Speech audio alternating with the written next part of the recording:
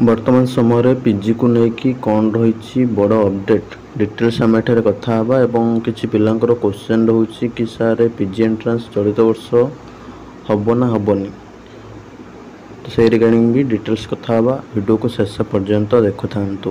नमस्कार दोस्तों, इस वीडियो को लाइक करें, हमारे चैनल को सब्सक्राइब करें, इस घंटी के आइकन को दबाएं, ऑल सेलेक्ट करें हमारी सभी वीडियो सबसे पहले देखने के लिए।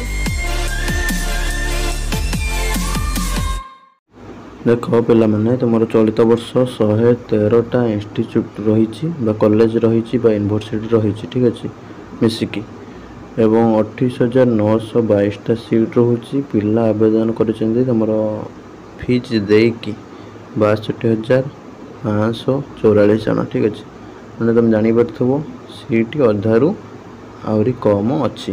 तो से अनुसार तुमको टिके भल से प्रिपेरेसन होगा पड़ो कहीं जो सब पिला अच्छा गोटे पिला भी 2-3टा फॉर्म पकई। तो से अनुसार जापर सब सब्जेक्ट जब पिला कनसीडर करवा प्रत्येक पिला को कनसीडर करवा बहुत संख्यार पिला है ठीक अच्छे कंपटीशन भी बहुत ही अधिक हम।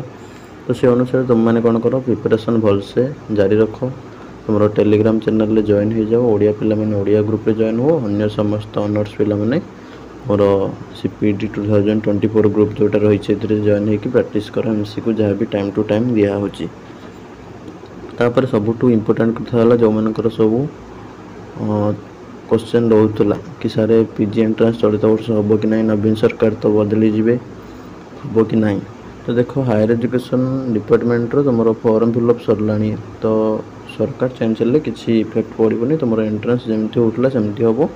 हाँ किसी व्यस्त हवा दरकार नहीं प्रिपेरेसन भलसे कर ना हैरान पड़ो अଯଥା एणु तेणु चिंता करवा दरकार नहीं।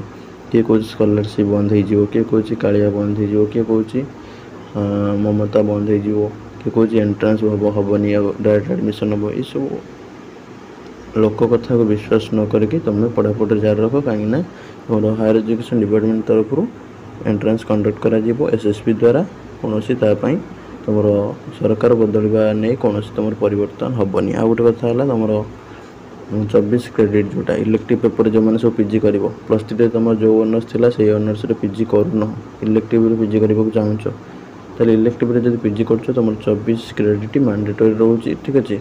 तो से अनुसार जार 24 क्रेडिट ना 4टा सेमिस्टर से सब्जेक्ट को पढ़ी ना से सब्जेक्ट पीजी कर ठीक अच्छे मिनिमम 4टा सेमिस्टर जदि पढ़ी थी से सब्जेक्ट ताले तुम जाकि से सब्जेक्ट पीजी कर ना तुम से सब्जेक्ट इलिजिबल नुह तो कॉमन ग्रेजुएशन कोर्स जो मैंने जोटा इलिजिबिलिटी क्राइटेरिया कॉमन ग्रेजुएशन रही ठीक अच्छे केवल ग्रेजुएशन रही से गुड़ा कर कि तुम प्लस 3 जो ऑनर्स थी से ऑनर्स कंटिन्यू कर ठीक अच्छे।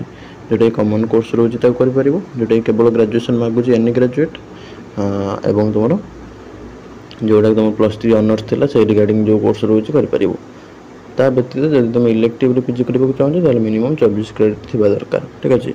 फर्दर डिटेल्स तुम मैंने सब देखिपर डिस्क्रिप्शन में दे दूसरी इलिजिबिलिटी वीडियो देखिए तुम मैंने डिटेल्स बुझी पार। तो फॉर्म जो मैंने सब देच तुम ठीक ठाक करके जो मैंने जो ऑनर्स पढ़ुल से ऑनर्स से ऑनर्स करेस्पोंडेंस सब्जेक्ट देच किसी प्रॉब्लम ना जो मैंने अन्य एणु तेणु देच तो चेक कर नब तुम ठीक ठाक फॉर्म पकईच कि ना ठीक अच्छे।